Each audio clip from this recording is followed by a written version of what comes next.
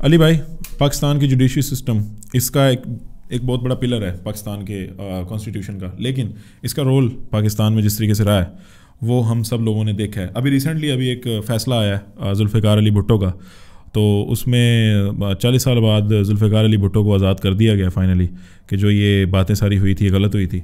तो क्या इससे फ़र्क पड़ रहा है और आगे भी क्या पड़ता रहेगा? और माशाल्लाह से जो हमारी रैंकिंग है, हम बात नहीं करते तो अदालत भी लग सकती है, लेकिन जो रैंकिंग है वो हम देखते हैं दुनिया में हमारे जस्टिस सिस्टम की क्या रैंकिंग है। So what are your views on it?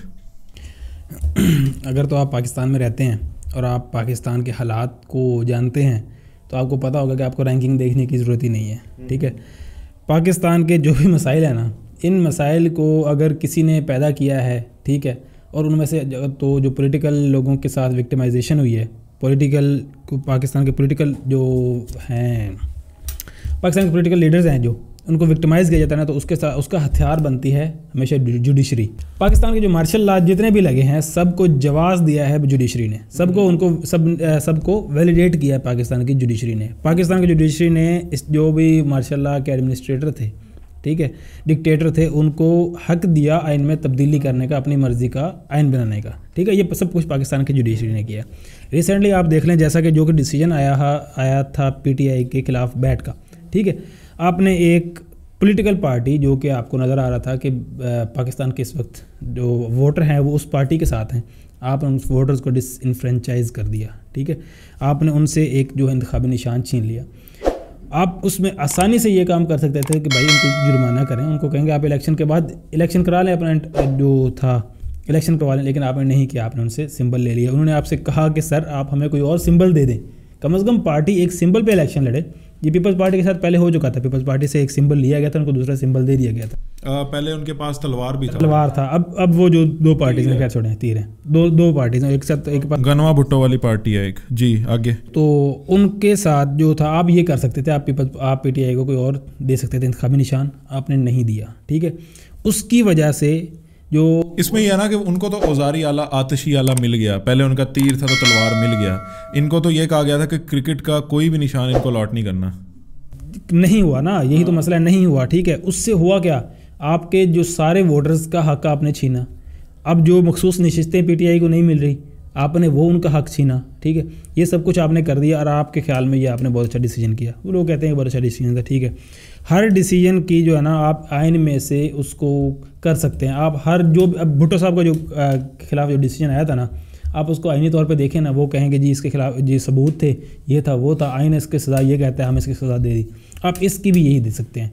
Judiciary में आप जो आइन है ना, आप आइन की तशरीह हर जज अपनी मर्ज़ी से करके किसी को जो मर्ज़ी सज़ा दे दे वो दे सकता है, लेकिन ऐसे फ़ैसले याद रखे जाते हैं। फॉर एग्ज़ाम्पल, कुछ अर्सा पहले आप चले जाएं, अभी जो इमरान खान साहब के खिलाफ 4 फैसले आए एक वीक में, वो सारे रात के 12-1 बजे तक जो है वो आपने जो बंद कमरे में उसकी करके अदालत लगा के, जेल में अदालत लगा के, रात के 12-1 बजे तक उसकी जो प्रोसीडिंग करके आपने फ़ैसले सुना दिए। लेकिन उन फैसलों की क्या वैल्यू होगी? आप उन फैसलों में अगर उन केसेस में कोई मेरिट होगा भी तो वो उनको देखा इस तरह जाएगा कि ये उनके साथ ज़्यादती की गई, उनको फेयर ट्रायल का हक नहीं दिया गया, जैसा कि भुट्टो साहब के फैसले में था। आज अब फैसला आ गया, लेकिन उसका क्या असर क्या हुआ? उससे ना तो आपने जो पहले गलत फैसले दिए हैं वो भुट्टो जिंदा तो नहीं हो सकता, नहीं हो सकता। जो फैसले आपने गलत आज तक दिए हैं ना वो चेंज हो सकते हैं, और ना ही आगे इस फैसले के बाद कुछ चेंज हो सकता है, क्योंकि होता नज़र नहीं आ रहा है। ठीक है, नहीं इसमें पीपल्स पार्टी खेली ना, सियासी शहीद तो भुट्टो को बना लिया। सियासी शहीद वो पहले भी थे, इनको वैलिडेशन मिल गई। ठीक है, लेकिन उसके जुडिशियल सिस्टम पर कोई असर नहीं होगा। ठीक है, यहाँ पर हम अगर हिस्ट्री में जाए ना तो ये शुरू से ही ऐसा चला आ रहा है। यहाँ पे ना एक वाक़या मैं बता देता हूँ, आपको कोट कर देता हूँ कि 1954 में ना जो पाकिस्तान के उस वक्त गवर्नर जनरल थे मलिक गुलाम मोहम्मद साहब, उनके ख़िलाफ़ जो पाकिस्तान की असम्बली थी ना उसमें आ गई नो कॉन्फिडेंस मोशन। जब वो आ गई उन्होंने असम्बली तहलील कर दी। ठीक है, अब आपको भी पता है जब नो कॉन्फिडेंस मोशन आ जाए तो असम्बली तहलील नहीं हो सकती, लेकिन उन्होंने कर दी। तो उस वक्त जो स्पीकर थे मौलवी तमीज़ुद्दीन साहब, वो जी उस वक्त वो गए अदालत में, सिंध हाई कोर्ट में। किस तरह गए? वो बुर्का पहन के अदालत के पिछले गेट से गए, क्योंकि उस वक्त इस वक्त भी इस हद तक थी सेंसरशिप थी कि वो एक स्पीकर जो है वो अदालत में पिटीशन दायर करने नहीं जा सकता था। वो चला गया, सिंध हाई कोर्ट ने वो फैसला रिवर्स कर दिया और उस जो असम्बली बहाल कर दी, जैसे इस बार हुआ था। जैसे इस बार हुआ था। लेकिन तब जो थे एक जस्टिस थे, जस्टिस मुनीर साहब, बड़ा उनके सुनहरी हरूफ में उनका नाम लिखा जाता है पाकिस्तान में। क्यों? एक तो मैं बताता हूँ आपको क्यों, ठीक है। उन्होंने जब उनके पास ये केस गया ना, तो उन्होंने ये फैसला रिवर्स कर दिया। ठीक है। उन्होंने कहा कि जो कुछ भी है ना, ये गवर्नर जनरल ही है। अच्छा। ठीक है, पाकिस्तान की असम्बलियों की इसमें कोई हैसियत नहीं। और ये कुछ साल बाद उन्होंने बाकायदा ये बात कोट की थी कि पाकिस्तान एक आज़ाद रियासत नहीं है। अच्छा। पाकिस्तान का जो गवर्नर जनरल है वो बरतानवी जो बादशाह है उससे हल्फ लेता है। ठीक है, और उसी का वो नुमाइंदा है।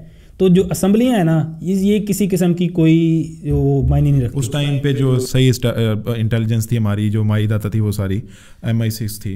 इन्होंने ये बात बेसिकली करके वो साबित कर दी ना, कंफर्म कर दी कि पाकिस्तान तो आज़ाद रियासत है। इन्होंने बेसिकली ये कहा कि पाकिस्तान एक आज़ाद मुल्क नहीं है, और यहाँ पे जो ये जो असम्बलियाँ हैं इनकी कोई हैसियत नहीं है। गवर्नर जनरल जो चाहे ये कर सकता है। ठीक है, उसके बाद उन्हीं जस्टिस साहब ने एक, जब ये सिकंदर मिर्ज़ा जो थे, उन्होंने जब मार्शल लॉ लगाया अयूब खान के नाम पे, सिकंदर मिर्ज़ा जो थे उन्होंने पहले मार्शल लॉ लगाया था अयूब खान से। ठीक है, तो अयूब खान लेकिन उसमें भी शामिल थे। तो तब एक ना केस आया अदालत में। उस वक्त पाकिस्तान का पहला आइन जो था वो नाफिज हो चुका था। अब वो केस इस तरह था कि एक शख्स का ना उसने कत्ल किया था और उसको जिरगे ने सज़ा दी थी। उसने वो केस चैलेंज किया हाई कोर्ट में, तो हाई कोर्ट ने कहा कि पाकिस्तान में तो कानून नाफिज हो चुका है पाकिस्तान का। ठीक है, आइन आ चुका है, तो वो जिरगे का फैसला उन्होंने गलत करार दे दिया। वो जब ये फैसला हुआ तो जो था मसला बन गया कि पाकिस्तान में अगर आइन नाफिज हो चुका है तो ये मार्शल लॉ कैसे है। ठीक है, तो ये बात तो पता चल गई कि फिर तो मार्शल लॉ ही गैर कानूनी हो गया था। अगर आइन नाफिज हो चुका है तो आइन, ये फैसला चला गया जस्टिस मुनीर साहब के पास, जो चीफ जस्टिस थे उस वक्त पाकिस्तान के। उन्होंने ये जो है ये डिसीजन वो भी उन्होंने कलअदम करार दे दिया कि पाकिस्तान में जो है ना आइन जो है हो गया बाढ़ में। ठीक है, जो फैसला हुआ है वो हुआ है।